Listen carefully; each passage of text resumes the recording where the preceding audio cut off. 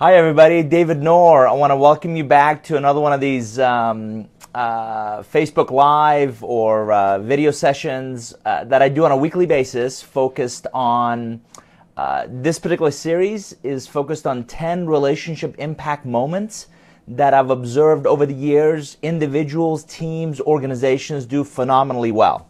So we're right in the middle of the series. Each week I cover each of these topics and more in depth, give you some definitions, give you some ideas, and I always try to make these hopefully practical and pragmatic because I want to make sure they're sound bites and they're usable, they're applicable in your daily lives. So I hope you'll take some of these ideas and apply them hopefully to your world, your own responsibilities, same day. So just a quick refresher, we're talking about the 10 relationship impact moments. Number one, empathy. And I've done previous sessions on these, which is really walking in their shoes, really understanding where they're coming from. When you approach a scenario, dispensing your own beliefs for a second to really understand where they're coming from. Number two, engagement, showing up consistently, being there, being present, and making sure you're proactively involved and engaged in the conversation, the dialogue, and the direction of where that relationship wants to go. Three is adaptability. That's what we covered last week. We talked about how do you adapt to situations? Again, dispensing your own experiences, your own knowledge, your own lens, if you will, to really tailor that scenario for your relationships. Today's perspective, we're going to talk about change the lens. I'll share more insights about that in a second. Five is conviction. Bring a unique point of view, unique perspective to your relationships.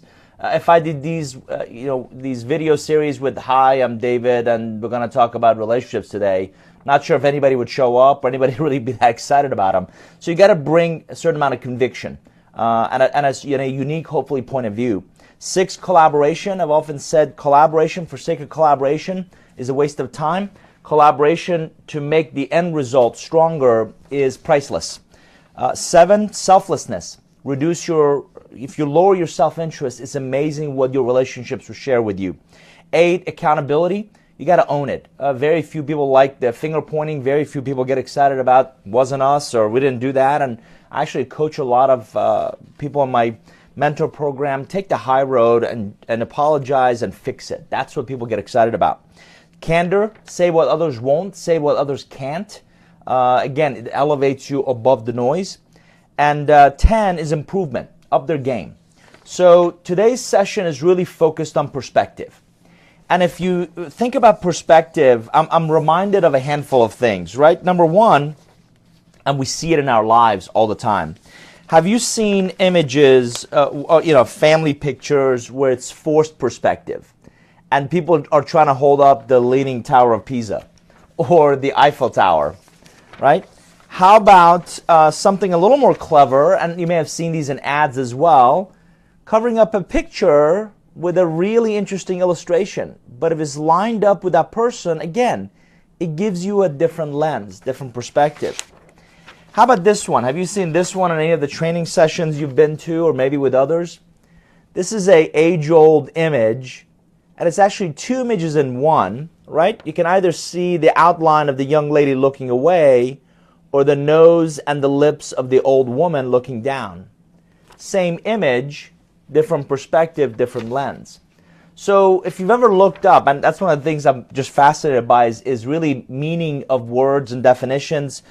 So I looked up perspective, and it talks about a particular attitude toward a way of regard or a way of regarding something, a point of view, the capacity to view things in their true relations or relative importance, right?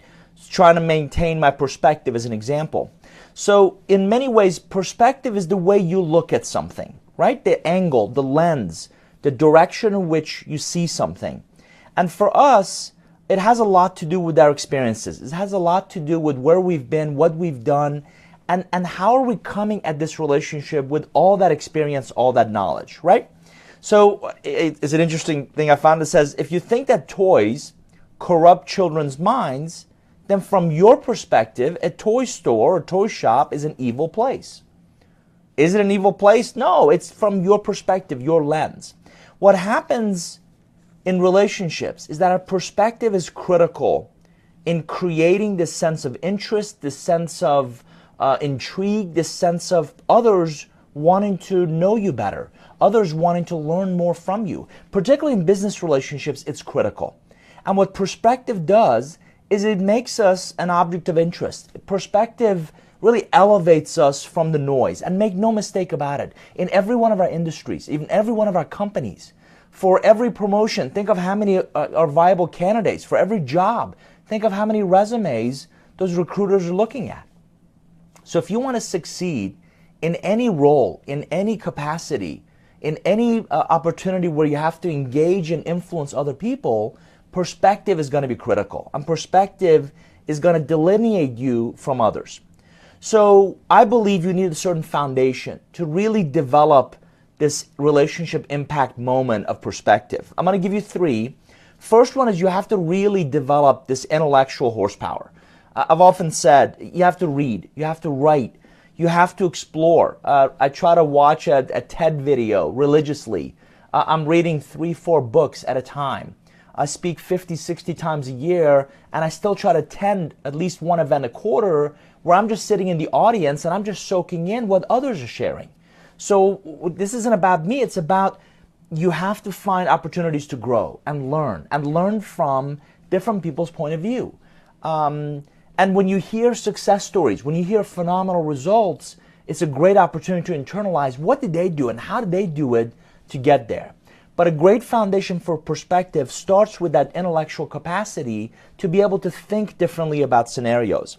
Number two, you have to master your communication style, your communication approach, both oral as well as written.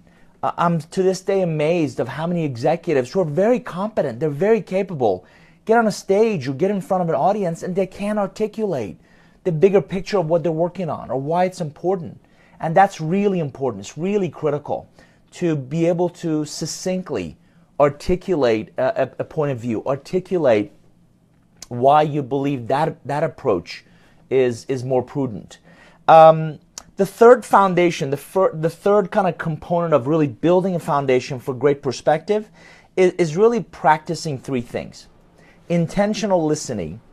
And again, everybody says, you know, we all have to do a better job of listening. I actually want you to practice it.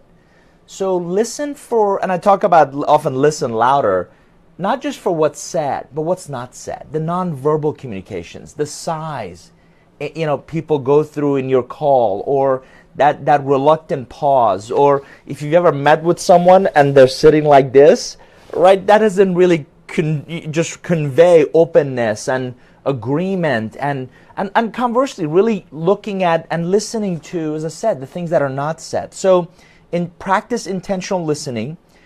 Look for opportunities to frame scenarios with cause and effect. So if this is the cause, what's the effect of that? If this is what's happening, not just what is happening, but why is it happening? So framing a scenario is an incredible skill that I'm learning every day. And the more diverse opportunities you throw yourself into, the better that framing skill becomes. I'm always asking, why is that happening? Or what can I do differently to impact that situation? And I think that's another really strong skill that you can master over time. And the last one is really looking at pros and cons of any options, right? We always have choices. Some of them we don't think twice about. Flavor of toothpaste, really not that big of a deal. A can of soup, you know, sure, I'll look at the ingredients or look at the nutritional facts, but it's not that big of a deal. When we talk about business relationships and decisions, there's always options. There's always choices. And for you to be able to quickly, and again, the quickly part is critical, look at the pros and cons of any of those options is really important. So we've been talking about this 10 relationship impact moments. Specifically, today's sessions focus on perspective. I gave you a definition.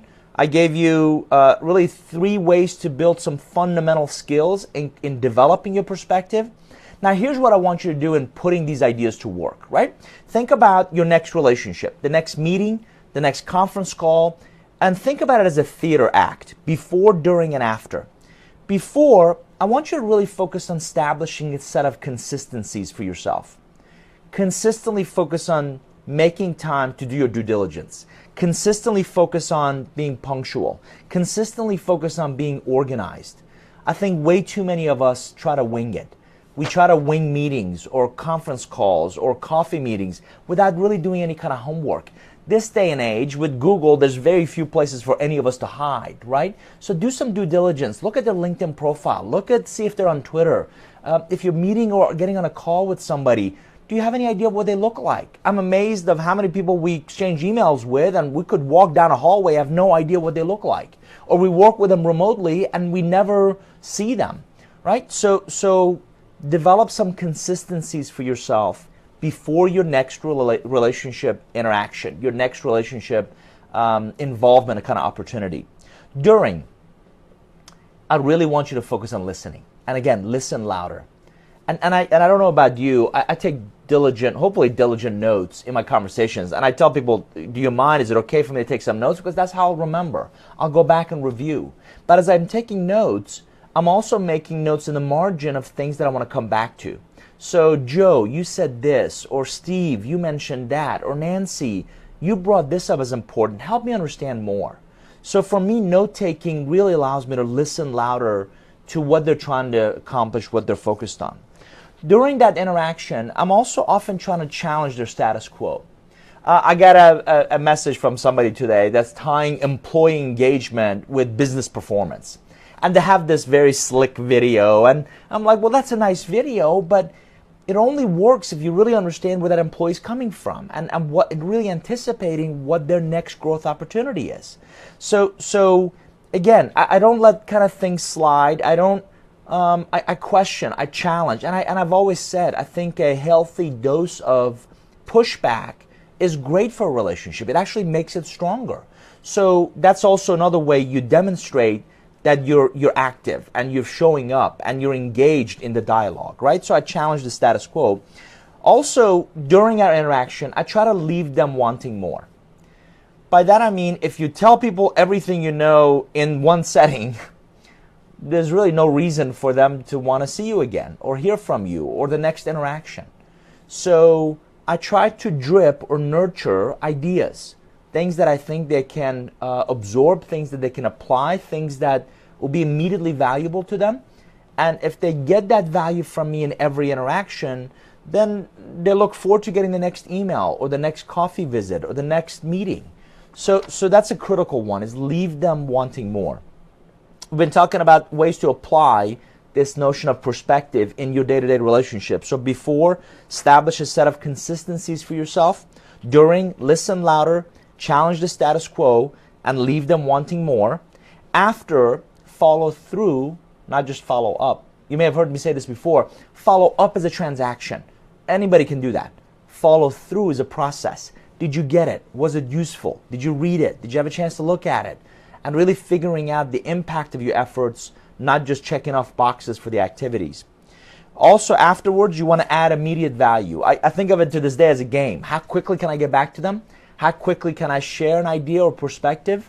In a car ride yesterday, I gave a CEO, very bright guy, an idea that I think if he follows through with could be really useful to his organization. So I want to add immediate value. And again, it elevates you from a very different perspective. Last but not least, I try to focus on their top priorities. You want to change their priorities, you want to change their perspective, you want to change their lens, focus on their top priorities and help them achieve those.